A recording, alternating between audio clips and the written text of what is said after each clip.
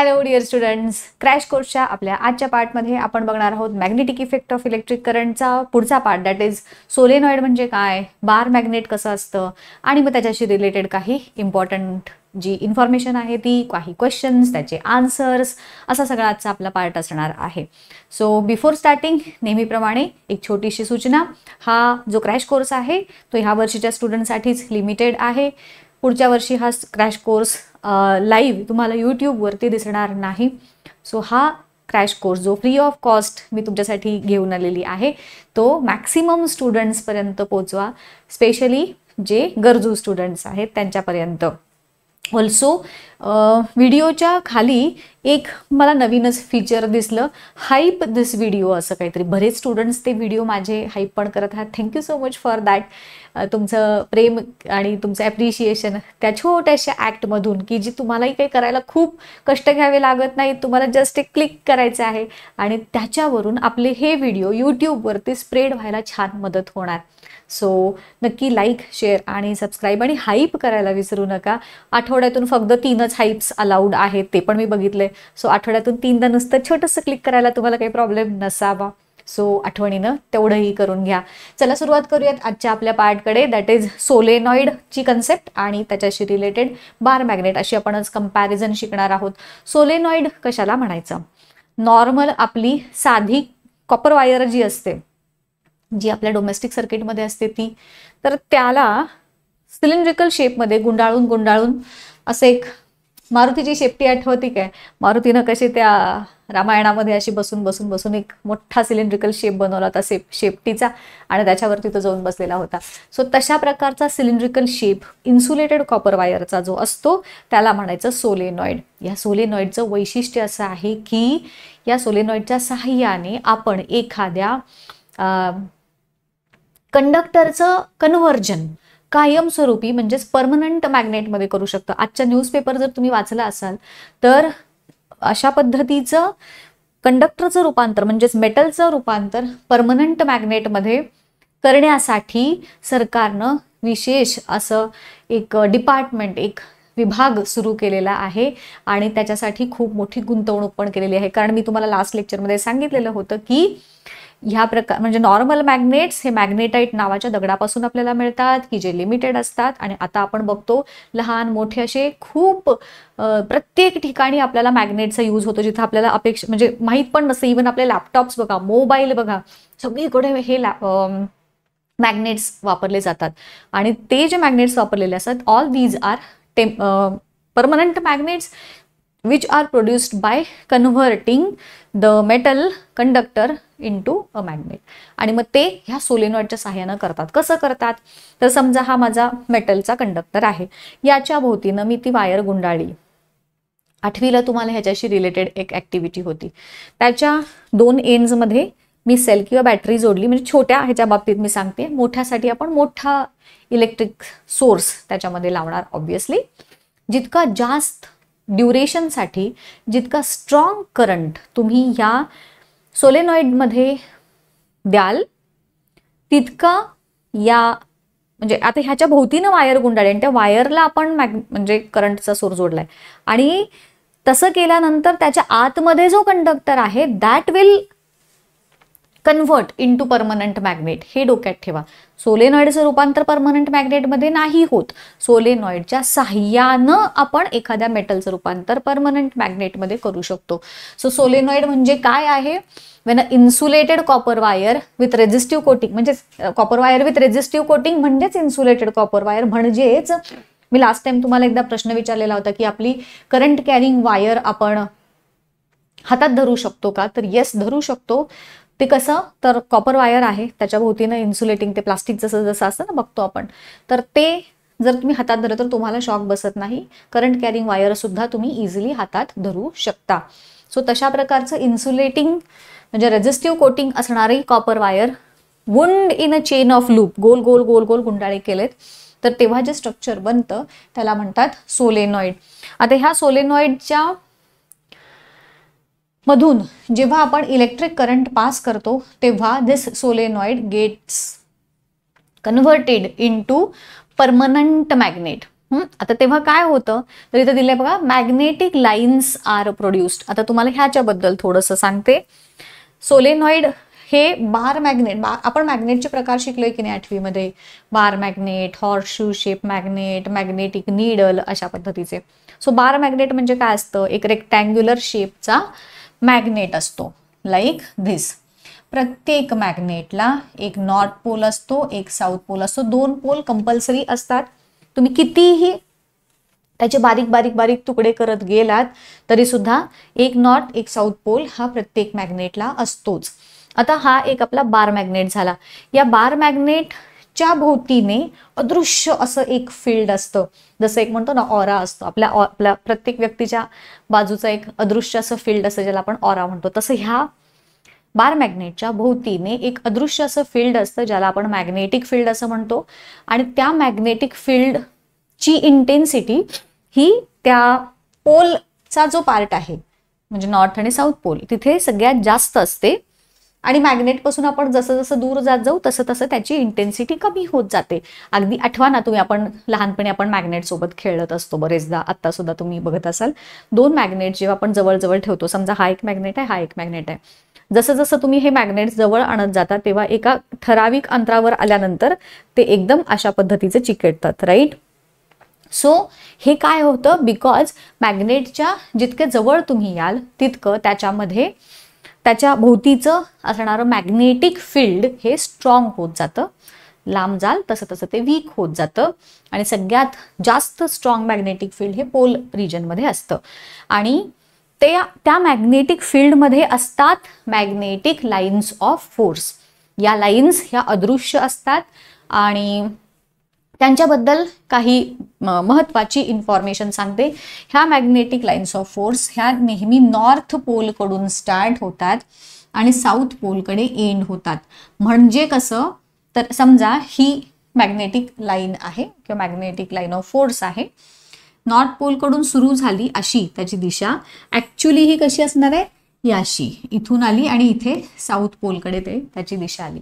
पण हे एवढं मोठं आपण काढत बसत नाही, म्हणून आपण काय केलं, हे नाही दाखवलं. ठीक आहे, ही एक झाली. आता ह्या भोवतीच्या लाईन्स ऑफ फोर्स कशा दाखवायच्या, तुम्हाला डायग्राम ड्रॉ करायला विचारली जाते एक्झाम मध्ये.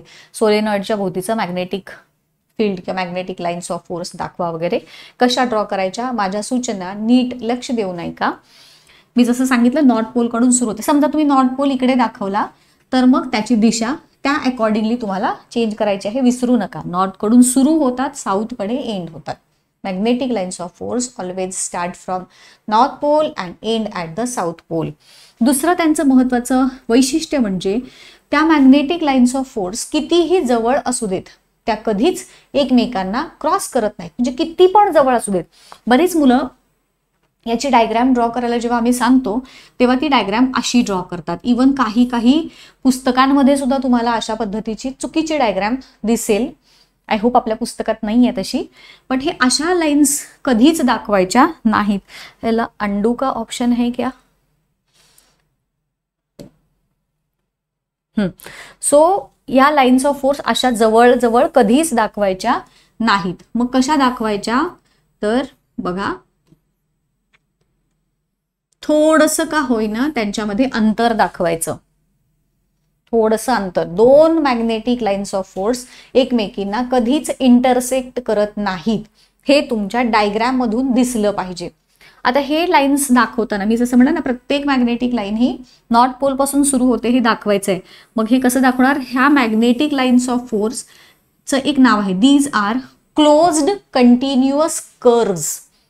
गोलाकार आहेत आणि बंदी, म्हणजे एका इथून सुरू होतात आणि इथे येऊन संपतात. सो क्लोज्ड कंटिन्युअस कर्व्स असे दाखवायचे. ही जशी दाखवाल त्याच्याच सारख्या आकाराची इथं पण दाखवायची, म्हणजे हे दोन्ही इक्वल. आता मला हे अंडू करता येत नाही, माझं इथं आलंय, पण समजून घ्या की हे असं आहे. ठीक आहे. सो हे दोन्ही इक्वल दिसले पाहिजेत. नॉर्थ पोल पासून सुरू झालं, साऊथ पोलकडे एंड झालं.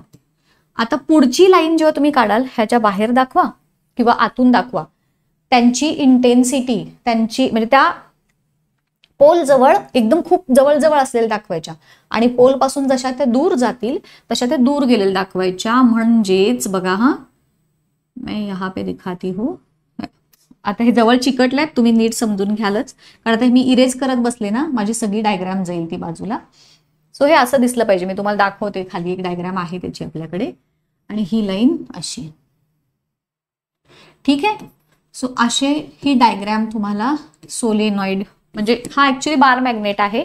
बार मॅग्नेटच्या भोवतीने कशा पद्धतीचं मॅग्नेटिक फील्ड असतं, तसंच सिमिलर मॅग्नेटिक फील्ड हे सोलेनॉइडच्या भोवतीनं पण तयार होतं, हे आपल्याला इथं सांगायचं आहे. So compare the magnetic field, compare the magnetic lines of force of bar magnet and solenoid, असा देखील प्रश्न तुम्हाला येतो. डायग्राम काढून तुम्हाला ते दाखवायचं आहे. So this is bar magnet आणि त्याच्या भोवतीचं मॅग्नेटिक फील्ड. ह्याची ऍक्च्युअली डायग्राम ही अशी असली पाहिजे, इथं जसं दिसतंय ना. So this is bar magnet, त्याचा नॉर्थ पोल हा साऊथ पोल, नॉर्थ पोल कडून सुरू झाल्यात आणि ह्या मॅग्नेटिक लाईन्स ऑफ फोर्स अशा पद्धतीनं साऊथ पोल कडे आल्यात. ही डायग्राम तुम्ही दाखवू शकता. And this is the magnetic field around the solenoid. आता हा जो आहे तो मधला आपला सोलेनॉइड तो, आणि त्याच्या आतमध्ये हा गोल जो आहे त्याच्या आतमध्ये आपला कंडक्टर आहे, ज्याच्यामध्ये आपल्याला मॅग्नेटिझम इंड्यूस करायचं आहे, हेही डोक्यात ठेवा. सो हे कंडक्टर मध्ये मी सोलेनॉइड गुंडाळला आणि इथं तुम्ही अशा पद्धतीचा करंटचा सोर्स वगैरे दाखवू शकता ह्या दोन वायरच्या एंड्स मध्ये. पुस्तकामध्ये पण चांगली दिली आहे डायग्राम तुमच्या. दिस इज द डायग्राम. म्हणजे आता याच्यात जर तुम्ही ऑब्झर्व केलं तर काय दिसेल, हा मधला सोलेनॉइड आहे, पिवळा जो रंगाचा आहे तो. इथं आपण त्याला आता हे जे आहे ना, हा मधला पार्ट, समजा तुमचा इथं तुम्हाला किचकट वाटत असेल, हा तुम्ही एक्सटेंड करून, म्हणजे आधी काय करा, आता मी सांगितलं, तुम्ही सिक्वेन्स बघितला मी कोणत्या सिक्वेन्स डायग्राम काढली, तशीच सेम डायग्राम ह्याची पण काढून घ्यायची. म्हणजे आधी काय काढायचं, आधी हा मी सोलेनॉइड काढून घेतला असा, ह्याच्या लाईन्स ह्या अशाच काढून ठेवायच्या. त्यानंतर त्याच्यामधून जाणारं हे मॅग्नेटिक लाईन्स ऑफ फोर्स ज्या आहेत ह्या, आता मधला पार्ट जो आहे की नाही सोलेनॉइडचा, त्याच्यामध्ये ह्या मॅग्नेटिक फील्ड हे युनिफॉर्म असतं. हेही एक मार्कासाठी लक्षात ठेवा. सोलेनॉइडचा आतल्या पार्टमध्ये, म्हणजे जिथं आपला कंडक्टर आत ठेवलाय आपण, तर तिथं असणारं मॅग्नेटिक फील्डची इंटेन्सिटी ही throughout the length uniform असते. इथं जेवढं स्ट्रॉंग आहे तेवढंच स्ट्रॉंग इथं आहे असं. आणि मग ह्या मॅग्नेटिक लाईन्स ऑफ फोर्स तुम्ही दाखवाल, आणि मग ह्यातलीच एक अशी पुढाली, यातलीच एक वर गेली, आणि मग अजून एखादी पण तुम्ही त्याच्यात दाखवू शकता इथून. ठीक आहे. आता ह्याच्यात पण तुम्ही दाखवताना बघा, इथं दिसत असेल तुम्हाला, लांब गेलं इथे हे गेलं आणि इथं परत आले की इथं जवळ येणार.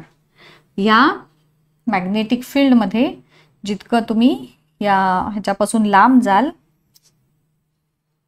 कशापासून, पोल पासून, तेवढे हे दूर जाईल, पुन्हा हे जवळ येतील.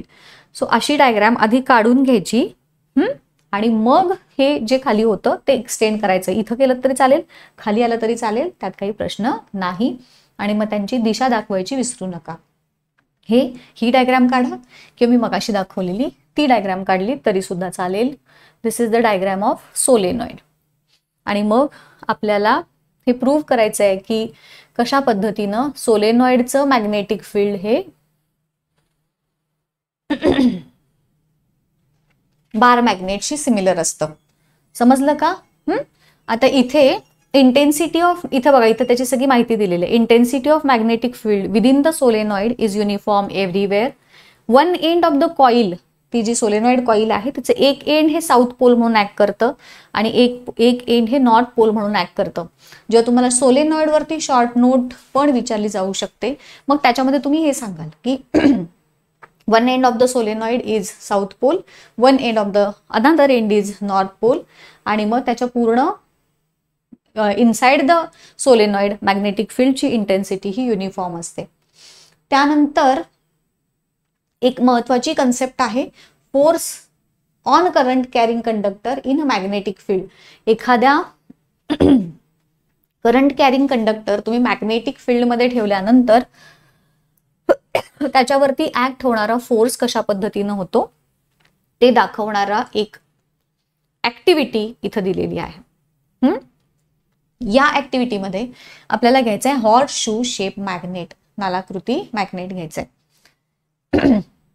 या स्टँडवरती तो मॅग्नेट आपण अटॅच केलाय. दुसऱ्या स्टँडला हा जो दिसतोय ना मधला दोरा, दिस इज करंट कॅरिंग कंडक्टर, मधला हा दोरा, आणि हे डॉटेड दाखवलेत ही त्याची मुवमेंट रिप्रेझेंट करतं. आता ह्या मॅग्नेट हा हॉर्सशू शेप मॅग्नेट आहे आणि याच्यामध्ये अशा पद्धतीनं दिसतंय तुम्हाला, असा उभा नाही, असा मी धरलाय हा करंट कॅरिंग कंडक्टर. जेव्हा मी याच्यातून करंट पास करेन, इथं तुम्हाला दिसतंय ही वेगवेगळे त्याची पोझिशन आहे. म्हणजे सुरुवातीला तो कंडक्टर स्टेडी दिसेल, मग एका बाजूला मूव्ह होईल, दुसऱ्या बाजूला मूव्ह होईल. कधी मूव्ह होणार तर जेव्हा ह्याच्यातून करंट पास होणार. बघा, करंट जेव्हा कोणत्याही कंडक्टर मधून पास होतो, it behaves as a magnet, हो की नाही. मग ह्याच्यामध्ये आलं टेम्पररी मॅग्नेटिझम. आता जेव्हा तुम्ही करंट पास कराल, हे मॅग्नेट म्हणून ऍक्ट करणार, आणि जेव्हा एक मॅग्नेट दुसऱ्या मॅग्नेटच्या 2 पोल एंड्स मध्ये ठेवलंय, हे नॉर्थ आणि साऊथ पोल्स आहेत, आणि त्या 2 पोलच्या एंडमध्ये हा करंट कॅरिंग कंडक्टर आपण ठेवलाय. So this current carrying conductor in the magnetic field will experience force, आणि हा फोर्सची इंटेन्सिटी जेव्हा हे दोघांची डायरेक्शन परपेंडिक्युलर असते, करंटची डायरेक्शन ही आहे आणि मॅग्नेटिक फील्ड असं आहे, मॅग्नेटिक फील्डची ही डायरेक्शन अशी आणि करंटची ही डायरेक्शन, दोन्ही एकमेकांना जेव्हा परपेंडिक्युलर असतील तेव्हा या कंडक्टरवरचा जो फोर्स आहे तो जास्त असणार आणि त्याची जास्त प्रकर्षानं मुवमेंट झालेली तुम्हाला दिसणार. आणि जेव्हा दोन्ही पॅरलल असतील अशा पद्धतीनं, मगाशी कसं होतं हा असा परपेंडिक्युलर, आता कशी आहे दोघांची दिशा, ही मॅग्नेटिक फील्डची दिशा आहे, समजा हा नॉर्थ पोल आहे, हा साऊथ पोल आहे, ही मॅग्नेटिक फील्डची दिशा झाली होय की नाही, नॉर्थ टू साऊथ, आणि हा करंटची दिशा, ह्या दोनही जेव्हा दिसते तुम्हाला, मी इथं ठेवते अशी, परत एकदा सांगते बघा, हा नॉर्थ पोल समजा, हा साऊथ पोल समजा, हा पॅरलल मी असं उभा धरलाय, म्हणजे करंटची दिशा आणि मॅग्नेटिक फील्डची दिशा ही पॅरलल झाली, आणि मी जेव्हा असा धरते आडवा तेव्हा ही करंटची दिशा आणि मॅग्नेटिक फील्डची दिशा ही परपेंडिक्युलर झाली, राईट. सो जेव्हा परपेंडिक्युलर डायरेक्शन मध्ये असतात करंट आणि मॅग्नेटिक फील्ड, तेव्हा त्या कंडक्टरवरती ऍक्ट होणारा फोर्स हा मॅक्झिमम असतो, आणि जेव्हा दोघंही पॅरलल डायरेक्शन मध्ये असतात तेव्हा याच्यावरती ऍक्ट होणारा फोर्स हा सगळ्यात मिनिमम असतो, की म्हणजे 0 असतो. समजतंय हा. सो हे आपल्याला इथं सांगितलेलं आहे with the help of this activity. When a current carrying conductor is placed in a magnetic field, it is acted upon by a force. The magnitude of the force depends on the current. Magnitude म्हणजे त्याची strength कशावर depend करते, current वरती, magnetic field वरती, कंडक्टरच्या length वरती. म्हणजे जितका स्ट्रॉंग करंट तितकं स्ट्रॉंग फोर्स, जितकं स्ट्रॉंग मॅग्नेट तुम्ही यूज करणार तितका स्ट्रॉंग फोर्स, जितका लांब कंडक्टरची लेंथ जेवढी जास्त असेल तितका स्ट्रॉंग फोर्स. आणि अँगल कसं आहे आता सांगितल्या पद्धतीनं, राईट अँगल्स मध्ये असताना मॅक्झिमम फोर्स आणि पॅरलल असताना मिनिमम फोर्स. इतकं सगळं ह्याच्यात सांगितल्यानंतर आता वळूयात आपण आपल्या नेक्स्ट पार्टकडे, दॅट इज फ्लेमिंगचा लेफ्ट हँड रूल. तुम्ही बघितलं असेल जर प्रिव्हियस इयरचे पेपर्स, तर ह्या रूलला खूप जास्त, म्हणजे लेफ्ट हँड रूल असो किंवा राईट हँड रूल असो, ह्याच्यावरती खूप जास्त प्रकारे प्रश्न विचारलेले असतात. बरेचदा स्टुडंट्सना डायग्राम काढा म्हटलं की ह्या अशी उगाच बोटं काढत बसतात. ह्या लेफ्ट हँड रूल्सच्या विषयी काही महत्त्वाच्या इन्स्ट्रक्शन्स मी तुम्हाला ह्या आजच्या व्हिडिओमध्ये देत आहे. लेफ्ट हँड रूलमध्ये आणि राईट हँड रूलमध्ये मी एक तुम्हाला आज लेफ्ट हँड रूल शिकवते, त्याच्यावरून तुम्ही राईट हँड रूल तयार करायचा आहे. मी त्यात असणाऱ्या सिमिलॅरिटीज आणि डिफरन्सेस सांगते. लेफ्ट हँड रूलमध्ये काय करायचं आहे, आपला अंगठा, फोर फिंगर आणि मिडल फिंगर कुठल्या हाताचे, लेफ्ट हँडचे, तिन्ही एकमेकांना पॅरलल असतील अशा पद्धतीनं घ्यायचे. स्ट्रेच करायचे. कोण स्ट्रेच करायचे, forefinger, middle finger and thumb of your left hand in such a way, कसं स्ट्रेच करायचे आहेत तर in such a way that they are mutually perpendicular, म्हणजे हे दोघं एकमेकांना परपेंडिक्युलर आहेत, हे दोघं एकमेकांना परपेंडिक्युलर आहेत, त्याला म्हणायचं म्युच्युअली परपेंडिक्युलर. नियम आहे, मी लास्ट लेक्चरमध्ये तुम्हाला सांगितलेलं होतं, नियम, डेफिनिशन्स, लॉज हे सगळे जे असतात ते जसेच्या तसे लिहायचे, पुस्तकात दिलेत तसे. त्यामुळं आता हा नियम कसा सांगणार की स्ट्रेच काय करायचे, स्ट्रेच हे 3 बोटं कशी स्ट्रेच करायचे तर ते म्युच्युअली परपेंडिक्युलर, एकमेकांशी परपेंडिक्युलर असली पाहिजेत. मग काय होईल, देन काय होणार तर ही 3 बोटं काहीतरी रिप्रेझेंट करतात. आता हे प्रत्येक बोट म्हणजे लेफ्ट हँड रूलमध्ये पण तेच इंडिकेट करतं आणि राईट हँड रूलमध्ये पण तेच इंडिकेट करतं. बघा लेफ्ट हँड रूलमध्ये किंवा इवन इथं ह्या डायग्राममध्ये जसं दिसतंय तुम्हाला, हे जो आपला 4 फिंगर आहे, हे 4 फिंगर डायरेक्शन ऑफ मॅग्नेटिक फील्डची दाखवतं. 4 फिंगर म्हणा किंवा त्यालाच इंडेक्स फिंगर म्हटलं तरी चालेल. So 4 finger shows the direction of magnetic field.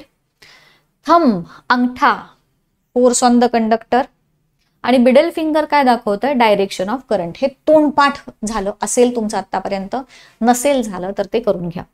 So 4 finger magnetic फील्डची दिशा, ही कंडक्टरची दिशा आणि हे मधलं बोट करंटची दिशा दाखवतं.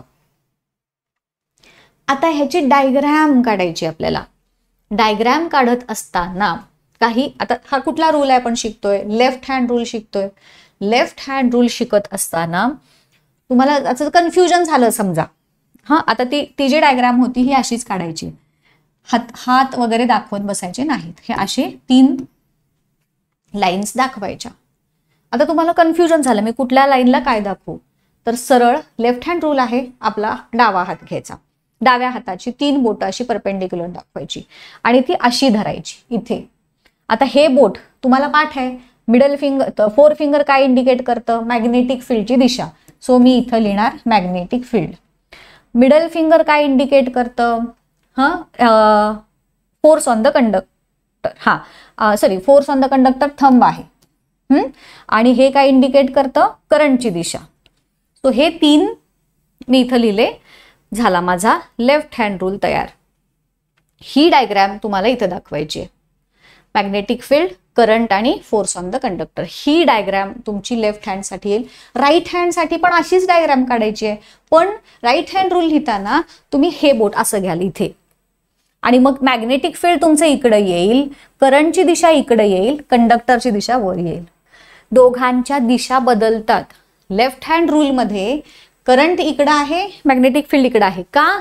बिकॉज हे असं होतं ना, मॅग्नेटिक फील्ड इकडं, करंट इकडं.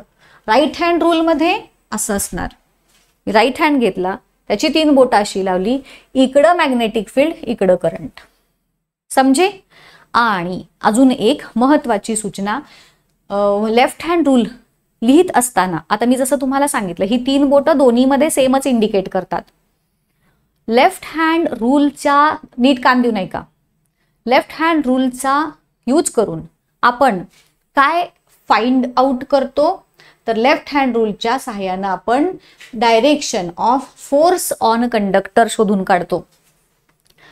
करंट फ्लो होत असताना, करंट कॅरिंग कंडक्टर ही जी ऍक्टिव्हिटी आहे की नाही आपली आत्ता बघितलेली, कुठे गेली ती, पुस्तकात होती ती, तर त्या ऍक्टिव्हिटी वरती बेस्ड हा रूल आहे.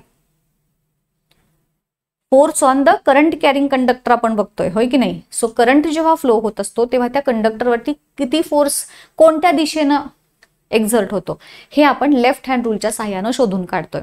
सो लेफ्ट हँड रूलचा शेवट हा नेहमी फोर्स ऑन द कंडक्टरनेच करायचा, म्हणून मी ह्याला बोल्ड केलंय.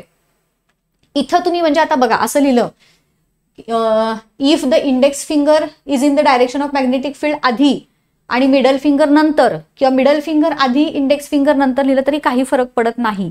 बट शेवट मात्र ह्या फोर्स ऑन द, म्हणजे thumb will show the direction of force on the conductor, अंगठ्यानं करायचा शेवट. लेफ्ट हँड रूलचा शेवट अंगठ्यानं करायचा, राईट हँड रूलचा शेवट मिडल फिंगरनं करायचा.